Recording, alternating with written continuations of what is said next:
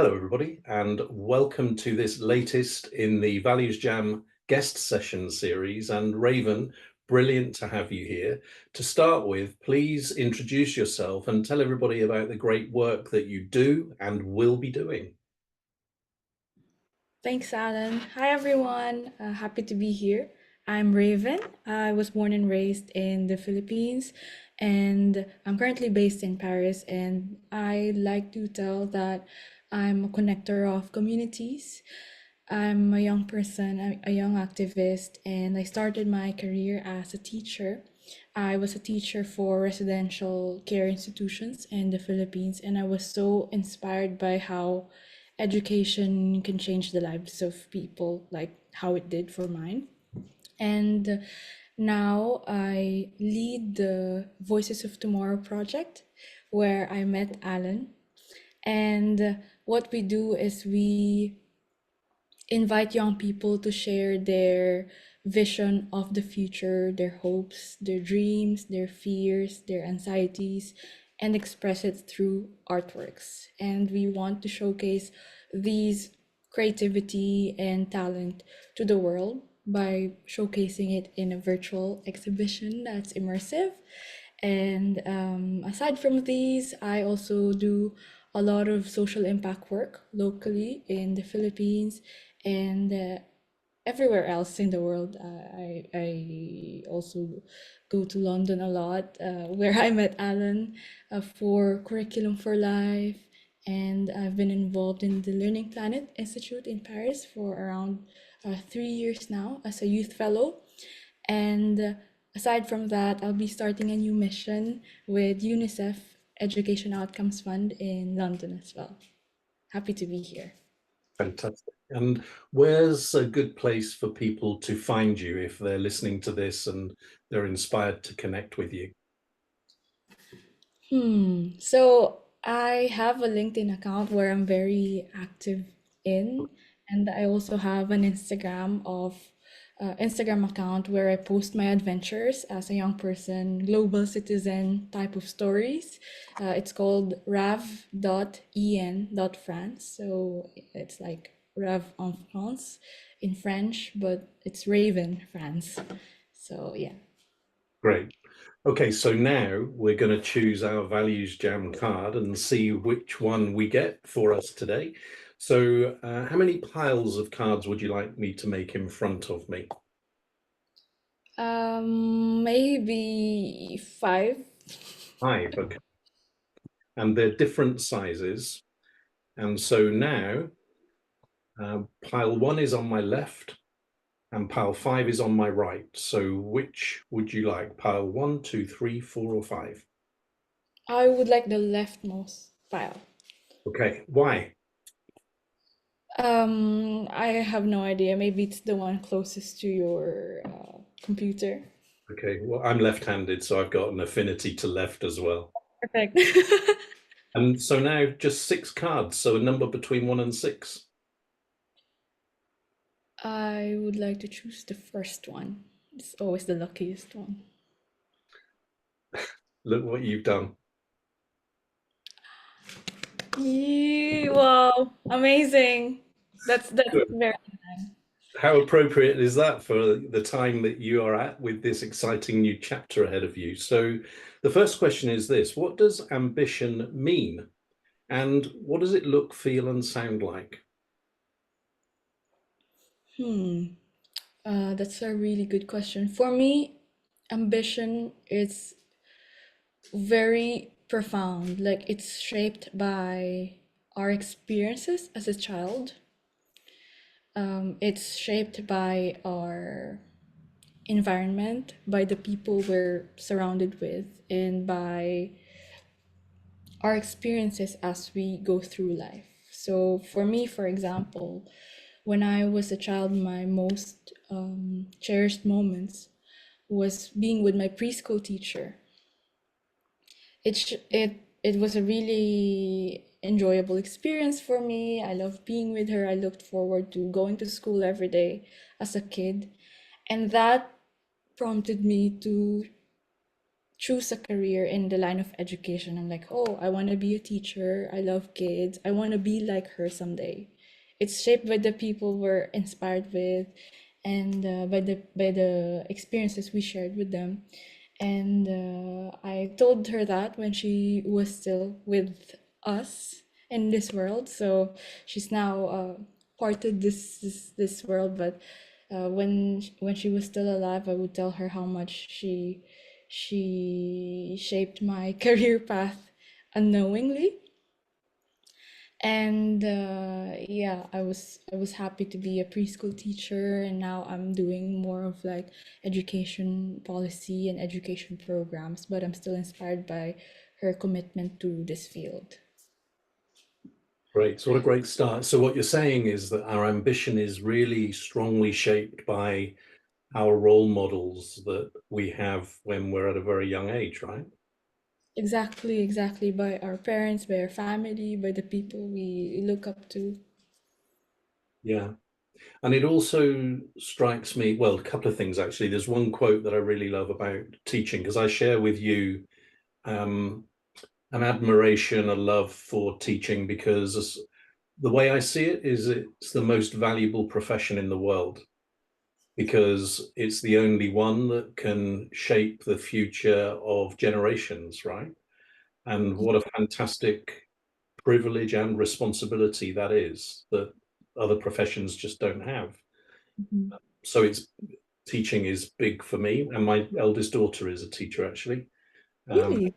yeah, so she went into teaching to change the system, and then realized that she couldn't because it was just too strong and all that. So now she has rationalized it with just being a very, very, very good teacher, and she's pleased with that new perspective of it. Hmm. The other thing that came to me when I was listening to what you were saying was that our ambitions, as you were describing them when we're young and they're forming, they're very fragile as well. Because you described a very positive situation, but imagine if that teacher said to you, Raven, forget any hopes of going to university. You know, you're just a young kid who just needs to get a job and look after your parents and all that sort of stuff. So do you have any perspective from that point of view?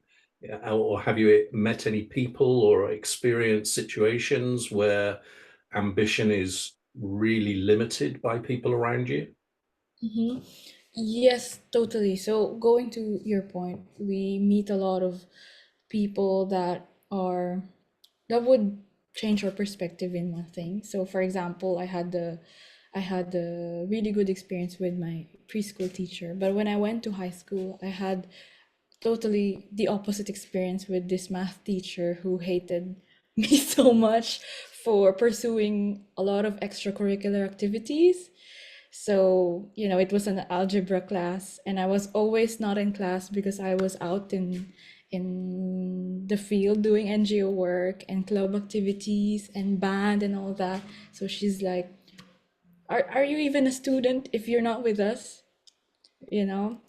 And then, but for me, it was more of like a young kid exploring different types of intelligence, not just the mathematical way of learning things, not just attending exams. I wanted to pursue other experiential stuff, and I was kind of prohibited experience that, and I was really frustrated. But in my head, I still wanted to be a teacher, but not that kind. So I think in a way, when you see people, what do you call this, when you see role models that are doing the job already, but you think that I could probably take this as an inspiration. This is the not to do's, if that makes sense. Oh, I it does. would be a teacher, but not this kind. I would do it very differently. And yeah, I think that's how you can take those kind of negative experiences into positive ones. I think that's really perceptive. And I don't hear that perspective very often from people because, you know, a lot of the time it's kind of easy to talk about who inspired you in a positive way. But then many people, when they come across those kind of negative or less positive people, tend to just criticize or complain about them. Whereas I remember very clearly when I guess I must have been in my late teens, early 20s, starting out in the world of work. And whenever I came across somebody who wasn't very good at what they were doing, I always learnt from that rather than felt critical towards them. You know, that was their way. I couldn't really do anything about them, but I could benefit from them being like they were. And actually, almost, you've also reminded me, I had a holiday job when I was at university in a Greek restaurant in Plymouth. So Mhm. it was my job to, you know, I was a waiter. I used to take the food. And there was an old guy who did the washing up.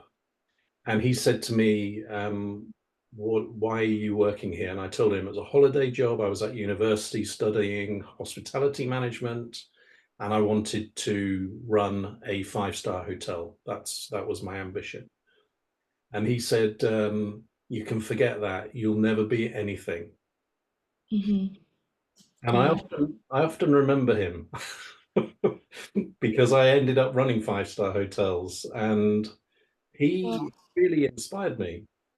that's that's totally relatable. Sometimes when people tell you things that are really, what do you call this?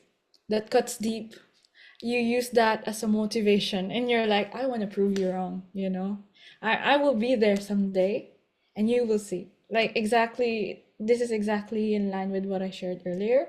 So that math teacher, wanted to be I wanted to be in this university, which is called the University of the Philippines, where all the major names back home went to this university.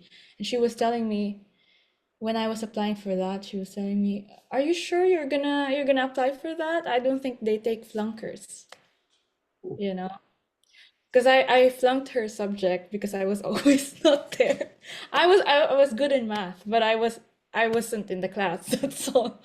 And so yeah, I ended up getting in the university, and after 4 years, I got the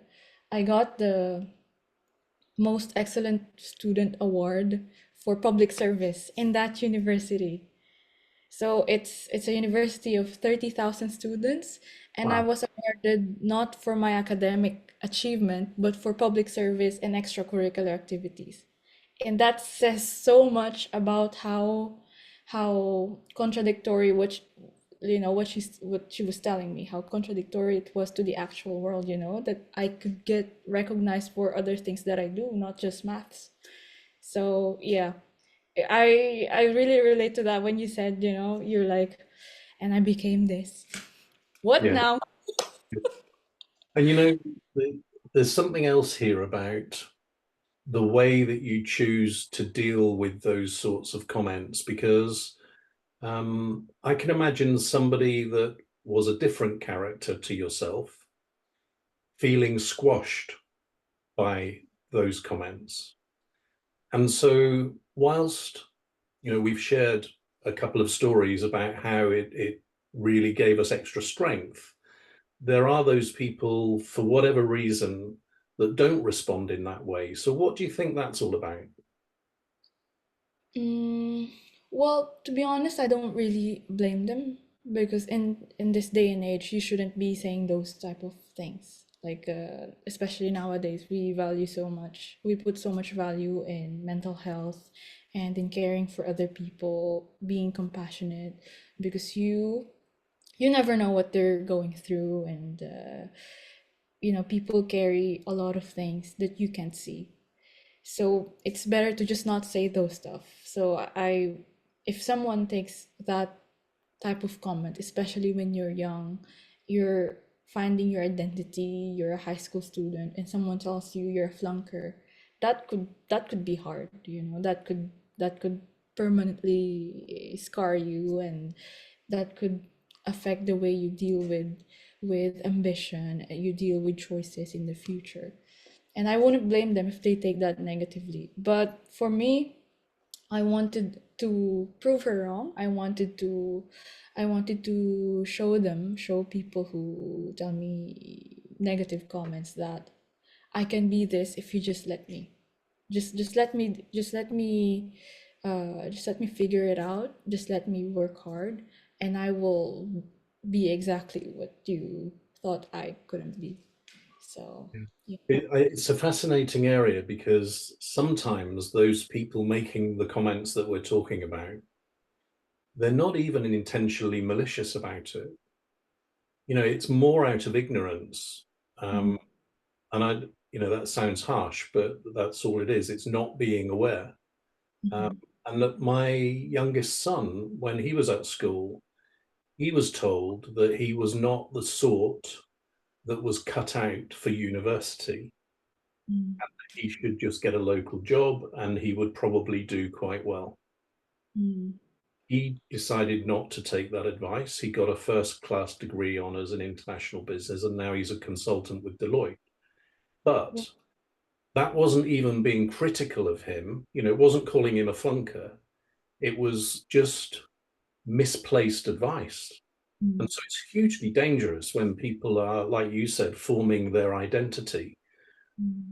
Um, so how can we in society create a more conducive environment to encourage people to have ambition as they're growing up?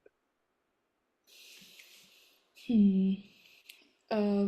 Your question really reminds me of this instance when I was a teacher for preschool students. So when you're 3 and when you're 4, you have so many questions about the world. And I remember I had the student who asked me, because we have another female teacher and she had a short hair and she identifies as bisexual. And the kid asked me, why do you have long hair and teacher XYZ has short hair? Are you both girls? Why is she a boy? And like that that time I was thinking to myself, my answer could change this kid's perception of gender their whole life. Probably, in the next 15 years. It's very important to answer this in a way that doesn't cloud their judgment, that doesn't what do you call this? Doesn't confuse them Yeah. and will make them treat everyone with kindness. So in a way that's very in line with what you asked, ambition, identity, or perception of the world. So I simply told the kid, well, I have long hair, teacher XYZ has short hair. We can have any length of hair. Everyone can choose a hair that they want. A boy teacher could have long hair, a boy teacher could have short hair, a boy teacher can have a hair like long enough for the to reach the ground, for example. You can have pink hair, blue hair, whatever. It's up to you. So the kid was like, "Ah."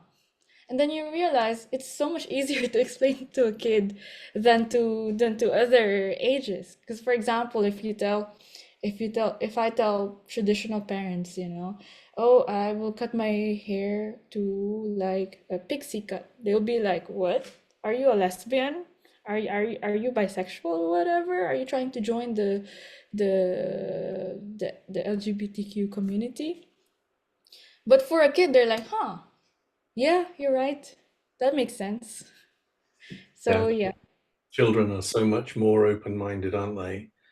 Um, and I saw something, I'm not even sure where this was, whether it was on a call or if it was a post or whatever, but somebody said something along the lines of they wanted educational institutions or schools or colleges to be the sort of place where a student says, I want to be a spaceman, And the response is, okay, these are the things that you need to consider to get you there, rather than the don't be ridiculous, nobody from this town is ever going to be a spaceman, you need to do whatever.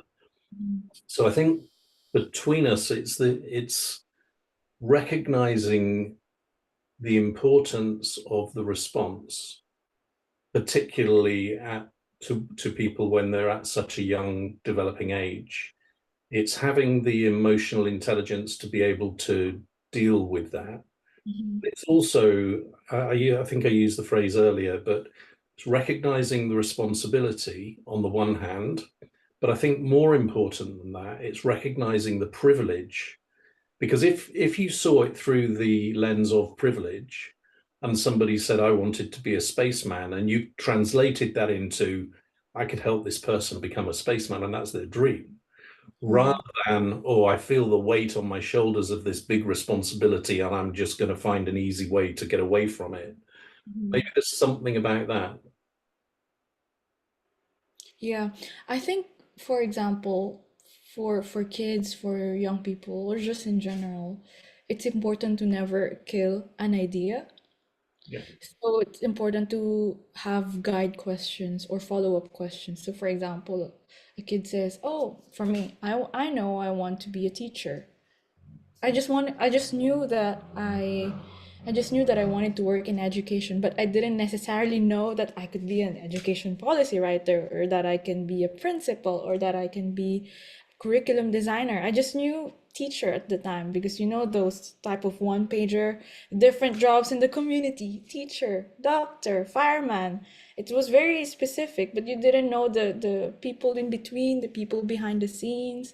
So when I was, when I was growing up, I was thinking, oh, I didn't know there were other options other than being a teacher. There are ways I can get involved in a child's education other than teaching in a classroom.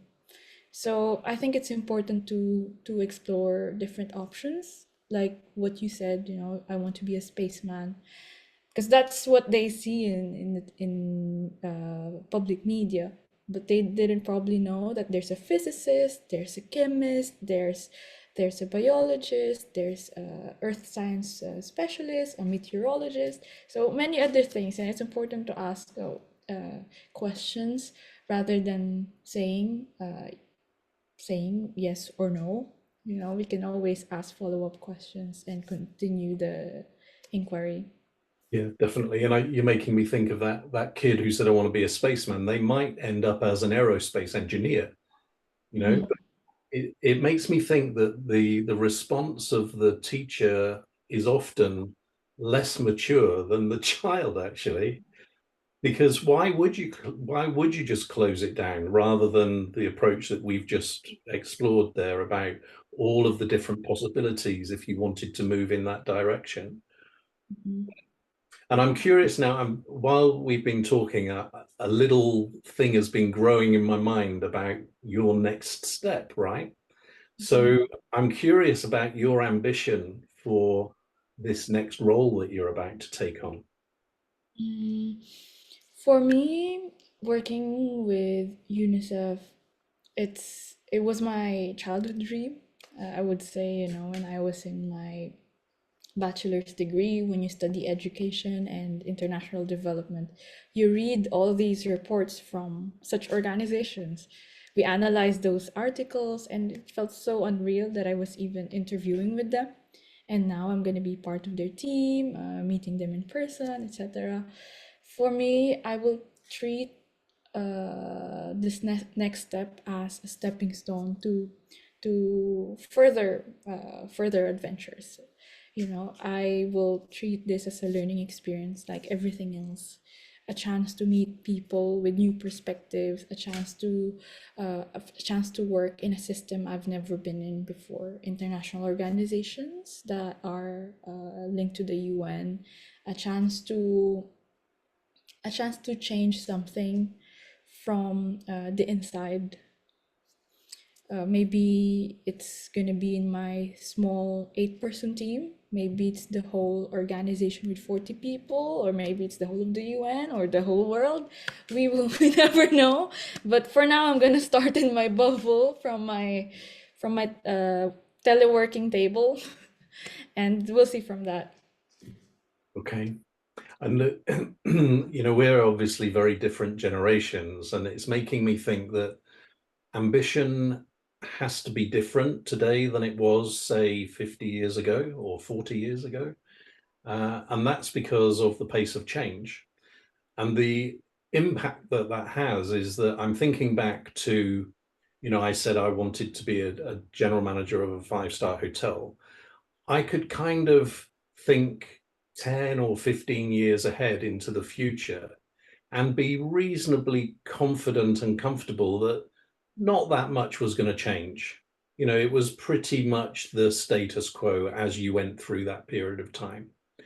Whereas now, 10 or 15 years is a huge amount of time and so much can happen. And so it strikes me that what you were talking about having a learning approach is the only way to be ambitious, because what you aspire to today in 10 years' time might not even exist in 10 years' time. Mhm. Yeah, exactly. I think that the old or the traditional view of ambition is always climbing this ladder at work, climbing this corporate ladder. If you start as intern, by 20 years you should be a director. And then you step backwards from that, you have to be an associate, you have to be an entry level. But for me, it doesn't take into account your personal life. What about other people who want to be a mom, for example? For me personally, I don't necessarily want to climb the ladder. I want to have a happy family, and that's also a perfectly valid ambition. I want to have a family where I can be at home on a daily basis with my kids. I want to be present in their school life. So working towards that could be getting a remote job or getting a remote internship, and then hoping to get a fully remote job where you can travel or you can be with your kids during the day. And it's a perfectly valid ambition. Or even if I don't want to work, I want to be a mom. That's also an ambition. And I'm just saying mom because it's me, but of course, if dads want to be dads, it could be also possible. Yeah, and there's a couple of things there. So firstly, I certainly experienced this in my career, that ambition was normally applied in a professional context, and that was all. And I can remember people saying, oh, well, if you care so much about this stuff outside of work, then you're not really ambitious for your work, right? It was kind of exclusive. And it was based on, you must give up and sacrifice everything in order to be ambitious at work. And that's kind of a very painful life, I think a lot of people discover it to be.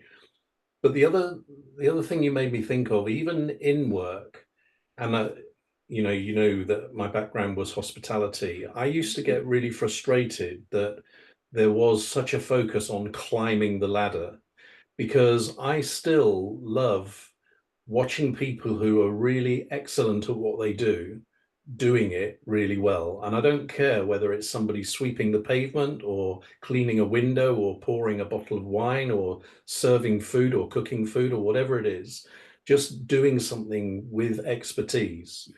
And in the hospitality sector, there is a tendency to say to people, hey, you're the best cocktail barman we've got, so we're going to make you a supervisor. But what that actually means is the person does less of what they're really, really good at, and they do the rota, for instance, instead of being with a customer making a brilliant cocktail and pleasing them.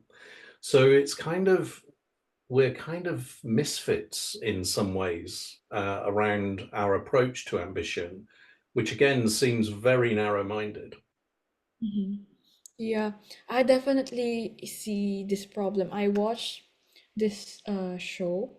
on Netflix. It's called Queer Eye. I don't know if you know this. It's basically a reality show where five gay men help one person change their lives in different aspects. So there's about mental health, there's something about their housing, their clothing, their everything.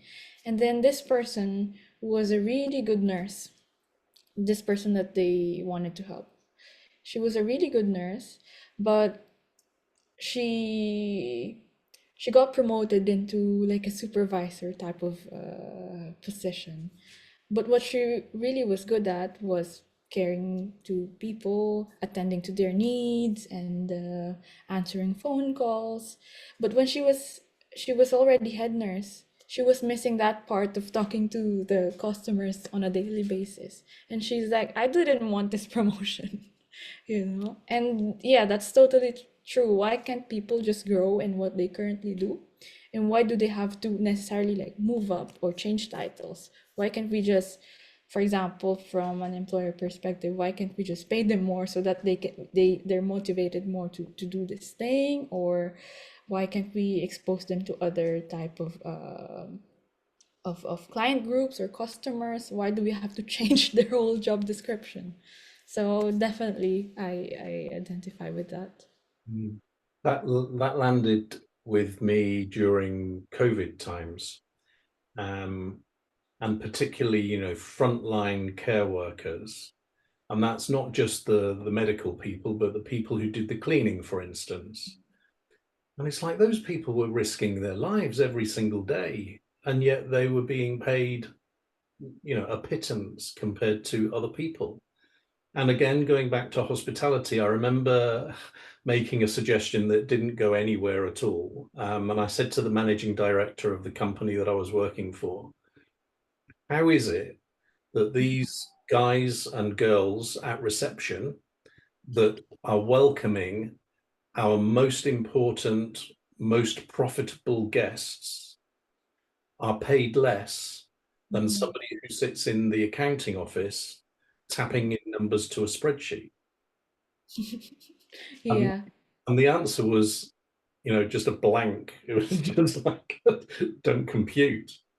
And it goes back to what we were talking about teachers. I think teachers, and in some countries, I understand that it is different. So, for instance, in Finland, teachers are regarded at the same level as lawyers.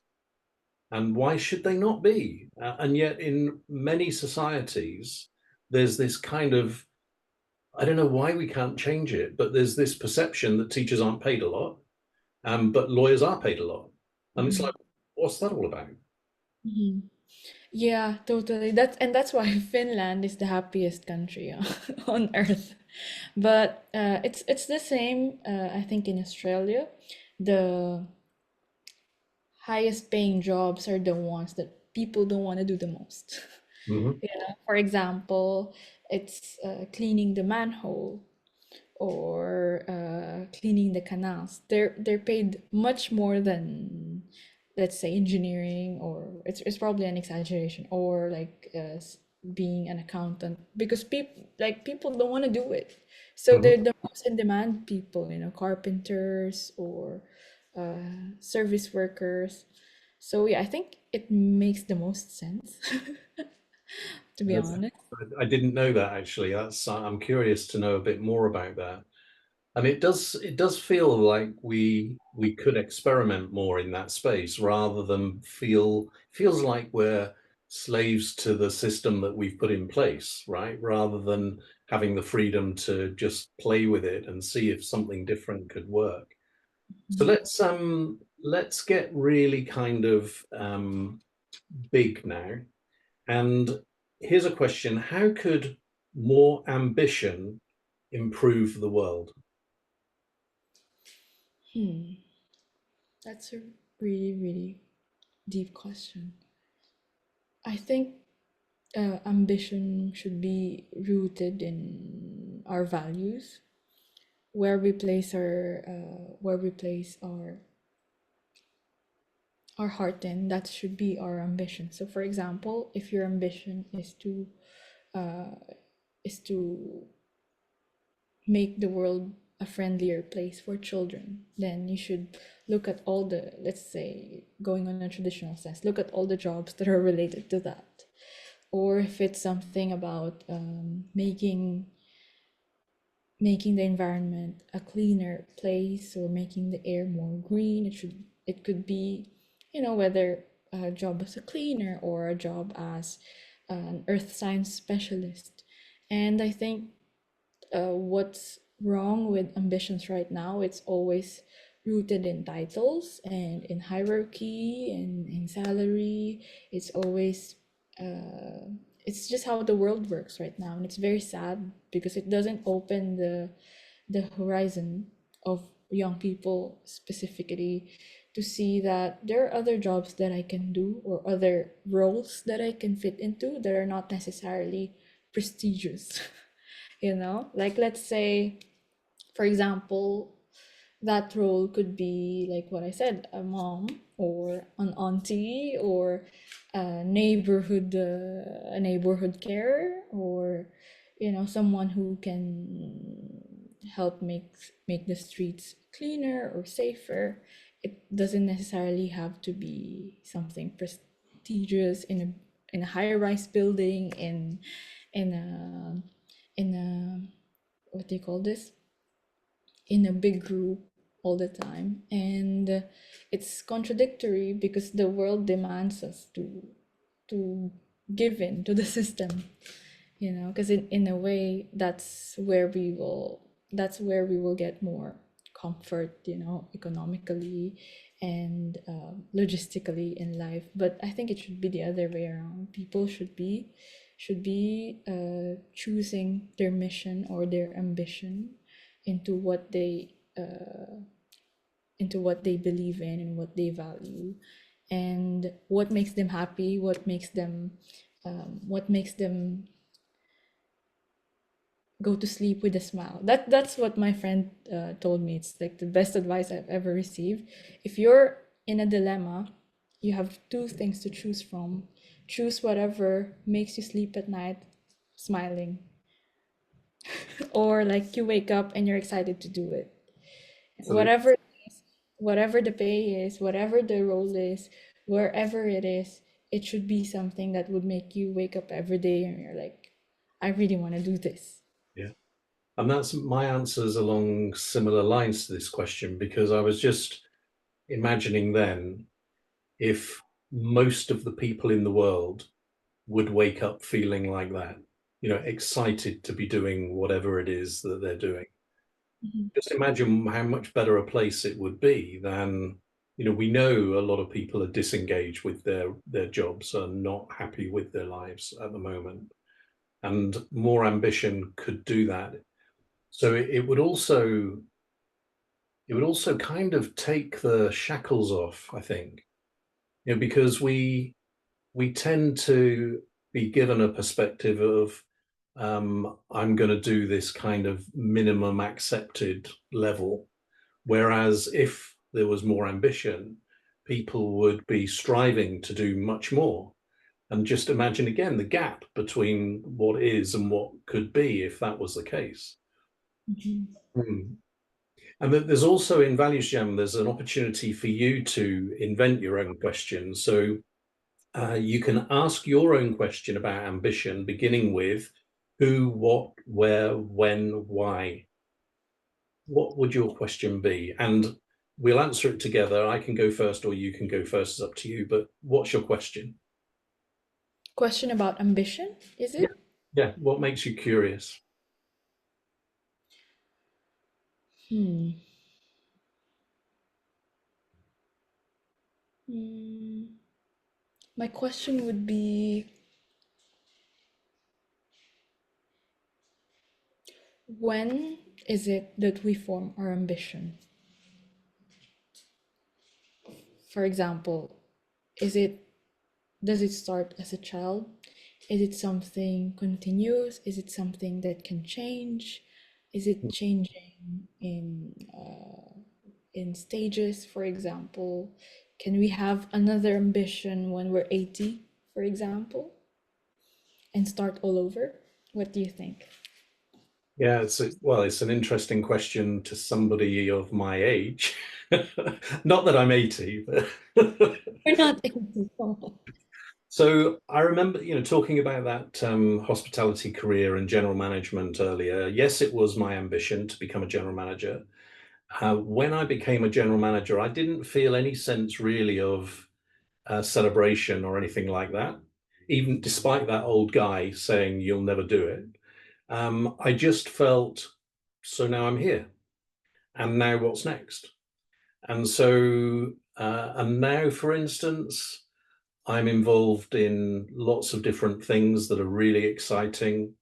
And I guess my ambition, the way that ambition has changed for me is that it is no longer as narrow as it used to be, and it's broader, like you were describing. So whether it's involved in creating and bringing alive the Voices of Tomorrow initiative, or whether it's another book, or whether it's another project with people that I've only just met, or I'm just about to have a call tomorrow with a guy that I coached 10 years ago, and he's creating a consultancy now that he's retiring from his corporate environment.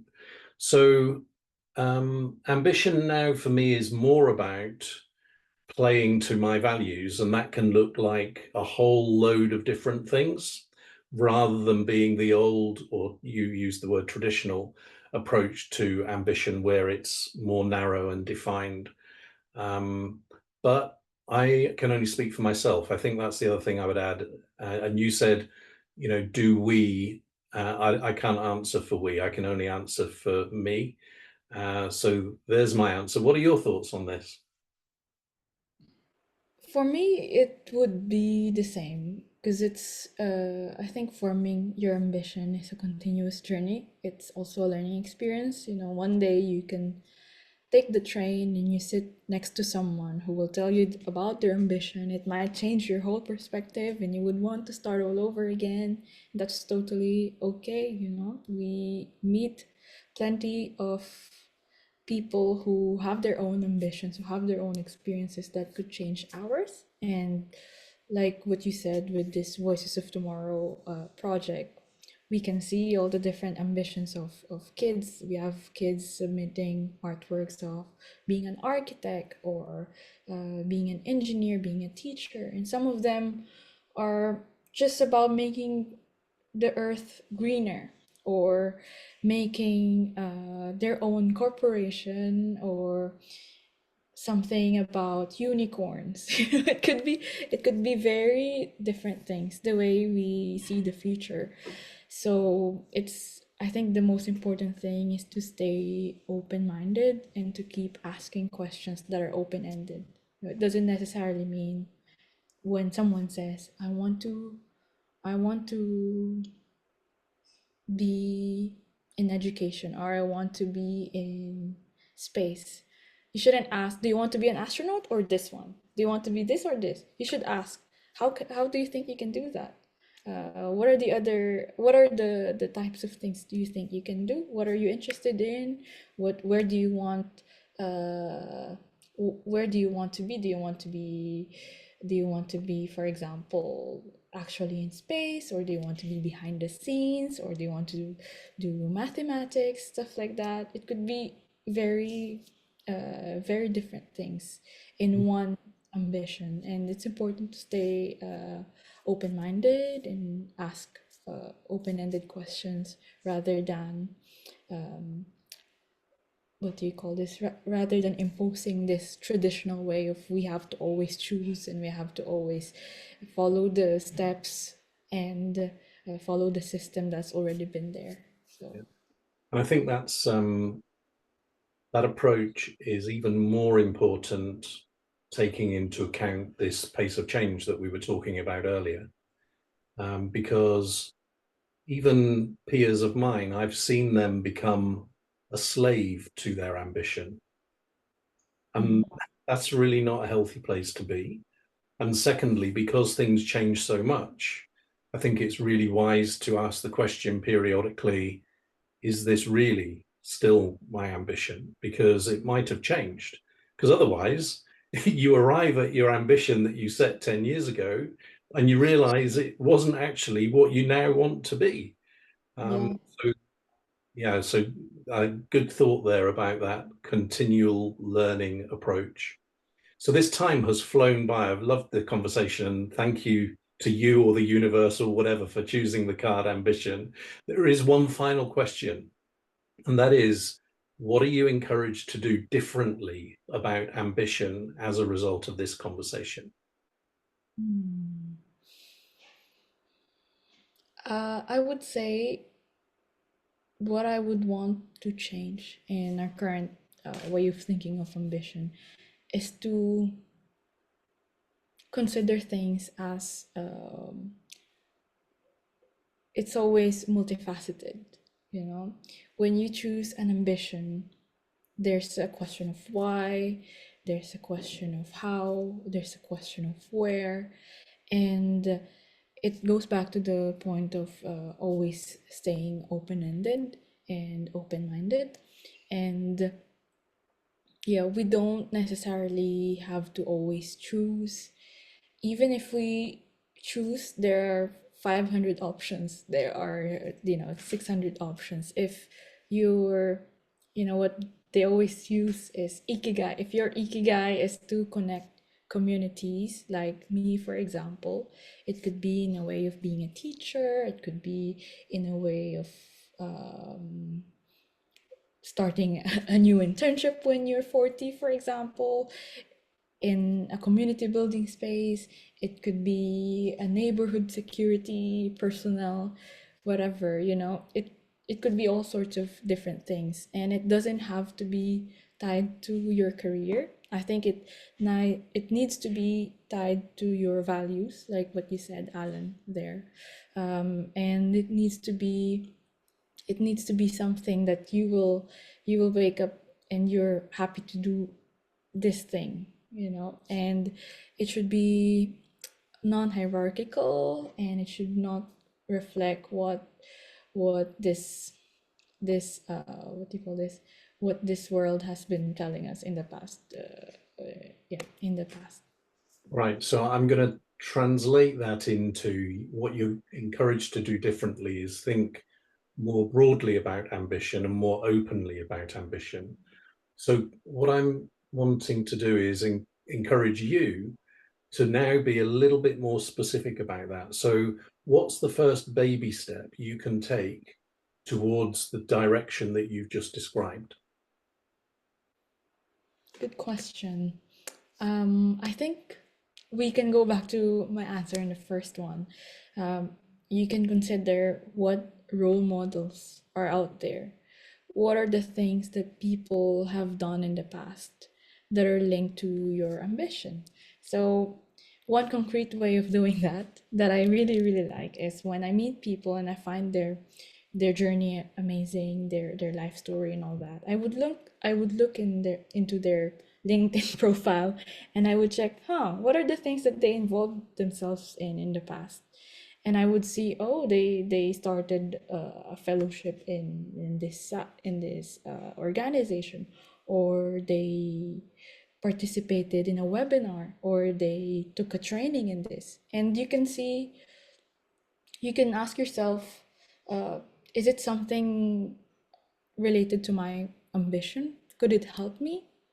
Could I reach out to this person to enlighten me about this experience? So maybe I can also take the same route.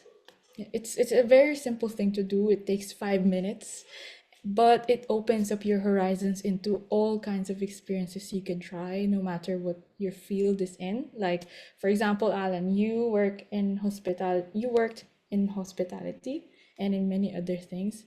I wouldn't necessarily, our experiences don't necessarily align in a traditional way, but we're working in one project together, which is a really, a very interesting project, and it's grown into the scale that it is now. And I wouldn't have expected that if I didn't open my mind into the different kinds of ways we can explore education. We would never meet in a classroom setting. Exactly. So yeah, it's important to stay open-minded and to meet plenty of people and take inspiration from their journeys, even through looking into their LinkedIn profiles. Just one example, but there are plenty. That's a great example. And what I'm encouraged to do differently is something I've already started, actually. I've recently been trying to answer the question, what do you do? Because I'm finding it increasingly difficult to answer that question. You know, it used to be, well, I'm a consultant that operates in the values and customer experience space, and I help large corporate organizations around the world. But now, like you say, Voices of Tomorrow has got nothing to do with that, and yet it's important. So how do you incorporate that? And just to give you a flavor of it, it's not finished at all yet, but the general direction that it's moving in is that I want to create impact for individuals, corporate organizations, and communities through a values activation approach. And it's kind of along those lines. And that could look like, you know, different examples. And that's really going to help me because, like I say, when you're at networking events or anything like that, and people say, "Oh, what do you do?" It's like, "Oh my God, where do you start?" Because I don't want to confuse you. So, Raven, this has been a brilliant Values Jam. Thank you so much for today. Thank you for choosing the card Ambition. And you're now a qualified Values Jammer, so you can add that to your ambitions ticked off. Aw, thank you so much, Alan, and I can't wait to watch the episode in cringe, probably. But yeah, looking forward to the episode in the next ones as well. I'm a big fan. Cheers. Bye. Bye. Have a